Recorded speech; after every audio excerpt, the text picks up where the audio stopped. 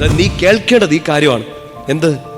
ഞാൻ നിന്റെ കടം മാറ്റി തന്നോളാം, ഞാൻ നിന്റെ രോഗം സുഖപ്പെടുത്തിക്കോളാം, നിനക്ക് ഞാൻ ജോലി തരാം, നിന്റെ കല്യാണം നടത്തി തരാം, നിന്റെ വീട്ടിലെ പ്രശ്നങ്ങൾ മാറ്റി തരാം.